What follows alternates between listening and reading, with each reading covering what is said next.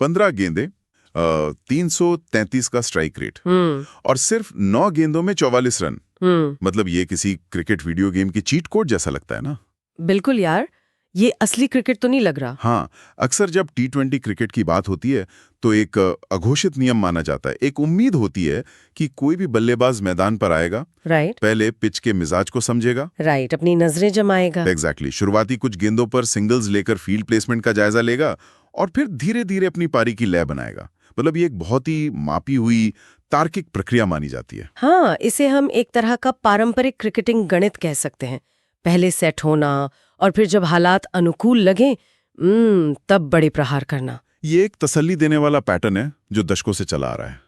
लेकिन फिर कभी कभी कोई खिलाड़ी मैदान पर उतरता है और उस पूरे गणित की किताब को, उन सभी स्थापित नियमों को उठाकर सीधा खिड़की से बाहर फेंक देता है, बिना किसी हिचकिचाहट के। बिल्कुल, कोई सेटल होना नहीं, पिच को समझने का कोई इंतजार नहीं, सिर्फ पहली ही गेंद से तबाही।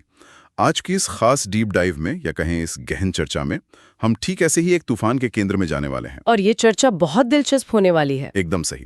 तो न्यूज़ 24 स्पोर्ट्स के एक बेहद दिलचस्प वीडियो के आधार पर हम IPL 2026 के उस ऐतिहासिक मुकाबले की परतें खोलेंगे जहां चेन्नई सुपर किंग्स के खिलाफ सनराइजर्स हैदराबाद के अभिषेक शर्मा ने बल्लेबाजी के सारे नियम बदल दिए। सच में क्या ऐतिहासिक पल। हाँ, और हमारा मिशन यहाँ सिर्फ ये जानना नहीं है कि स्कोरबोर्ड पर कितने रन टंगे। हम इस 15 गेंदों वाले चमत्कार के पीछे छिपे भारी दबाव, उन चौंका देने वाले आंकड़ों के अद्भुत गणित और सबसे अहम, सनराइजर्स हैदराबाद के भीतर चल रही कप्तानी की उस खामोश बहस को गहराई से समझना चाहते हैं। क्योंकि किसी भी महान पारी को पूरी तरह से महसूस करने के लिए महज आंकड़े कभी काफी नहीं होते। राइट। हमें उस मानसिक स्थिति को समझना होता है जिससे वो खिलाड़ी गुजर रहा था। ये पहलू सबसे महत्वपूर्ण है, क्योंकि उच्च स्तर का क्रिकेट सिर्फ बल्ले और गेंद का खेल नहीं है। बिल्कुल, ये दिमाग का खेल है। एग्जैक्टली, यह मुख्य रूप से दिमाग और नसों पर काबू रखने का खेल है। मैदान पर जो कुछ भी घटता है वो असल में खिलाड़ी के दिमाग में चल रही उथल-पुथल या शांति का सीधा परिणाम होता है। तो चलिए उसी उथल-पुथल से शुरुआत करते हैं। अगर अभिषेक शर्मा के हालिया सफर पर नजर डाली जाए तो वर्ल्ड कप के बाद से उनका फॉर्म एक रोलर कोस्टर की तरह रहा है। हाँ, एकदम रोलर कोस्टर, लगातार ऊपर नीचे। न्यूज़ 24 स्पोर्ट्स के वीडियो के अनुसार रन ना बन पाने के कारण उनके खिलाफ भारी आलोचनाओं का दौर चल रहा था। बहुत आलोचना हो रही थी। और सबसे बड़ा दबाव था सूर्यवंशी का फॉर्म। ये चर्चा जोरों पर थी कि सूर्यवंशी लगातार रन बना रहे हैं, इसीलिए अभिषेक शर्मा को टीम से हटाकर उनकी जगह सूर्यवंशी को लाया जा सकता है, जो कि किसी भी खिलाड़ी के लिए एक बहुत डरावनी स्थिति है। बिल्कुल, चलिए इसे समझते हैं।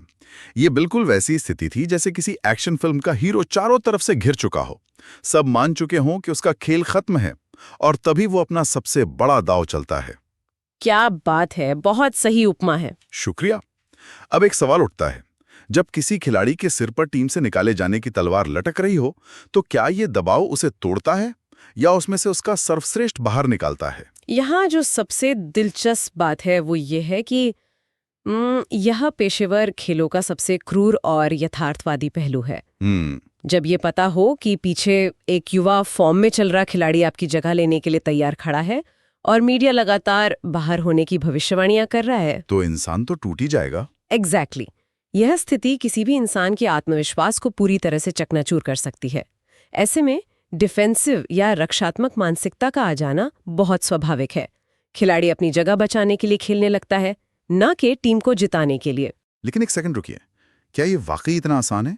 मतलब अक्सर हम विशेषज्ञों को ये कहते सुनते हैं कि महान खिलाड़ियों का माइंडसेट बहुत स्पष्ट होता है। हाँ, किताबी बातें। वही ना, जब करियर दांव पर लगा हो तो क्या ये स्पष्ट माइंडसेट महज एक किताबी बात नहीं लगती? असल जिंदगी में तो बड़े से बड़े खिलाड़ी दबाव में बिखर जाते हैं। तो फिर इस विशेष दिन पर ऐसा क्या हुआ कि दबाव ने अभिषेक को तोड़ने के बजाय एक विस्फोटक ऊर्जा दे दी? मैं मानती हूँ कि यही वो बिंदु है जहाँ एक सामान्य खिलाड़ी और एक मैच विनर के बीच का अंतर स्पष्ट होता है। किताबी बातें अपनी जगह है, लेकिन खेल मनोविज्ञान में इसे फाइट या फ्लाइट रिस्पॉन्स कहा जाता है। अच्छा, लड़ो या भागो। बिल्कुल।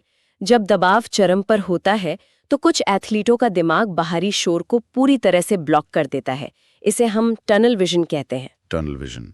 न्यूज़ 24 स्पोर्ट्स के विश्लेषण में भी इस बात पर जोर दिया गया है कि T20 के एक शीर्ष बल्लेबाज के रूप में अभिषेक ने उस दबाव को अपने ऊपर हावी होने देने के बजाय उसे एक फोकसिंग टूल के रूप में इस्तेमाल किया।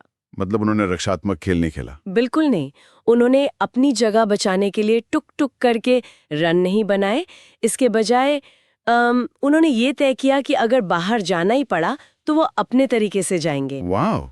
ये पारी सिर्फ ताकत का प्रदर्शन नहीं थी, ये आलोचकों और उन तमाम आवाजों को चुप कराने का एक विशुद्ध मनोवैज्ञानिक पलटवार था। ये बहुत ही दिलचस्प है। इसे कुछ इस तरह से देखा जा सकता है जैसे किसी प्रेशर कुकर की सीटी जाम हो गई हो और अंदर लगातार भाप बन रही हो। हाँ, और फिर वो फटता है। एग्जैक्टली। या तो वो बर्तन फट जाएगा, या फिर वो भाप किसी एक जगह से इतनी भयंकर ताकत से निकलेगी कि सबको छुड़ा देगी। यहाँ वो भाप अभिषेक शर्मा के बल्ले से निकली। एकदम सही। खैर, अब इस बयान के असल गणित पर आते हैं। दबाव के उस दमघोंटू माहौल से निकलकर अब मैदान पर हुए उस असल धमाके का विच्छेदन करते हैं। 15 गेंदों में अर्धशतक। उफ, क्या आंकड़े हैं। शुरुआती 50 रनों के लिए 333 का स्ट्राइक रेट। लेकिन जो चीज मुझे सबसे ज्यादा हैरान करती है वो है 9 गेंदों का जादू। वो 9 गेंद है। यार, 15 में से केवल 9 गेंदों में 44 रन बन गए। इसमें 4 छक्के मतलब 24 रन और 5 चौके यानी 20 रन शामिल थे। ये कोई सामान्य हिटिंग तो कतई नहीं है। बिल्कुल नहीं। 333 का स्ट्राइक रेट T20 क्रिकेट के आधुनिक मानकों में भी एक विसंगति है, एक एनोमली है। ये इस बात का प्रमाण है कि हर स्विंग के पीछे कितनी स्पष्ट मंशा थी। लेकिन मुझे इसका विज्ञान समझना है। बाहर से देखने पर, खासकर जब कोई 9 गेंदों में 44 रन ठोक रहा हो, तो ये अंधाधुंध हिटिंग लग सकती है, जो कि एक आम गलतफहमी है। राइट। क्या वाकई बल्लेबाज गेंद की मेरिट उसकी लाइन और लेंथ को पढ़ रहा होता है, या ये सिर्फ आंख बंद करके पूरी ताकत से बल्ला घुमाना होता है, जहां किस्मत साथ दे जाती है? ये एक बहुत ही वाजिब सवाल है, लेकिन मैं स्पष्ट कर दूं कि इस स्तर पर महज किस्मत के भरोसे 9 गेंदों में 44 रन नहीं बनाए जा सकते। इसे कैलकुलेटेड ब्रूटैलिटी या सोची समझी क्रूरता कहा जा सकता है। जब कोई बल्लेबाज इस जोन में होता है तो वो केवल गेंद पर प्रतिक्रिया नहीं दे रहा होता, वो गेंदबाज के दिमाग को संचालित कर रहा होता है। रुको, इसे थोड़ा और स्पष्ट करें। गेंदबाज के दिमाग को कैसे संचालित किया जा सकता है? चलिए इसे उस 5वें ओवर के संदर्भ में समझते हैं जिसका जिक्र स्रोत वीडियो में किया गया है। शॉट नामक गेंदबाज के खिलाफ उस ओवर में जो हुआ वो इसका सबसे बेहतरीन उदाहरण है। हाँ, वो ओवर तो कमाल था। गेंदों का क्रम देखिए। दूसरी गेंद पर चौका, राइट। तीसरी गेंद पर फिर चौका, चौथी गेंद पर एक और चौका, बाप रे, लगातार 3 चौके। और फिर 5वीं गेंद पर छक्का और छठी गेंद पर एक और छक्का। 5 गेंदों में 24 रन। उफ। अब सोचिए, जब कोई गेंदबाज लगातार 2 चौके खा लेता है तो उसकी स्वाभाविक प्रतिक्रिया क्या होती है? उसका आत्मविश्वास डगमगाता है। बिल्कुल, वो घबरा जाता है। हाँ, वो अपनी लेंथ बदलता है, यॉर्कर की कोशिश करता है या गेंद को दूर फेंकता है। बल्लेबाज इसी घबराहट का पहले से अनुमान लगा लेता है। अच्छा। इसे एंटिसिपेशन कहते हैं। अभिषेक शर्मा गेंद छूटने से पहले ही जानते थे कि गेंदबाज अब गलती करेगा। वो शारीरिक रूप से ही नहीं बल्कि मानसिक रूप से भी गेंदबाज से एक कदम आगे चल रहे थे। तो इसका मतलब है कि ये सिर्फ शारीरिक ताकत का प्रदर्शन नहीं था, बल्कि ये 22 गज की पिच पर खेला जा रहा एक मनोवैज्ञानिक युद्ध था। 100%। गेंदबाज की हर रणनीति को बनने से पहले ही ध्वस्त कर देना।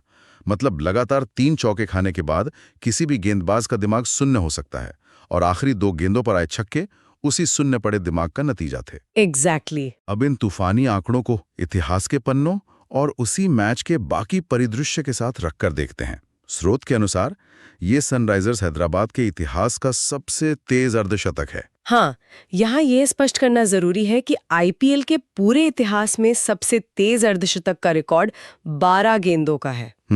12 गेंदों का। लेकिन एक फ्रेंचाइजी के नजरिए से देखा जाए तो इतने सालों के आईपीएल इतिहास में एसआरएच के लिए किसी ने भी 15 गेंदों में कारनामा नहीं किया था। ये टीम के लिए एक नया और ऐतिहासिक मील का पत्थर है। और जो चीज इस रिकॉर्ड को और भी ज्यादा चमका देती है वो है उसी मैच का संदर्भ और बाकी खिलाड़ियों का प्रदर्शन। ये बड़ा अजीब है। एक ही पिच है, एक ही विरोधी टीम है। बिल्कुल। एक तरफ अभिषेक शर्मा 333 की स्ट्राइक रेट से आग उगल रहे थे और दूसरी तरफ बाकी के बड़े सितारे पूरी तरह से संघर्ष कर रहे थे। ट्रेविस हेड, जो दुनिया भर में अपनी आक्रामक और खूंखार बल्लेबाजी के लिए जाने जाते हैं, कोई बड़ा धमाका किए बिना आउट हो गए। हाँ, वो शांत रहे। और ईशान किशन, वो तो पहली ही गेंद पर आउट हो गए, गोल्डन डक। अगर हम इसे बड़ी तस्वीर से जोड़ें तो ये विरोधाभास इस पारी की महानता को कई गुना बढ़ा देता है। यही मेरा अगला सवाल है। क्या बाकी बड़े नामों जैसे हेड और किशन का इतनी जल्दी आउट होना अभिषेक की इस पारी को और भी ज्यादा असाधारण नहीं बनाता? बिल्कुल बनाता है। क्योंकि अमूमन होता यह है कि जब एक छोर से ट्रेविस हेड जैसा बल्लेबाज रन बना रहा हो तो दूसरे छोर के बल्लेबाज पर दबाव कम हो जाता है। लेकिन यहां तो सारा का सारा दबाव टीम को एक अच्छी शुरुआत दिलाने की पूरी जिम्मेदारी अकेले अभिषेक के कंधों पर आ गई थी। 100% सही कहा।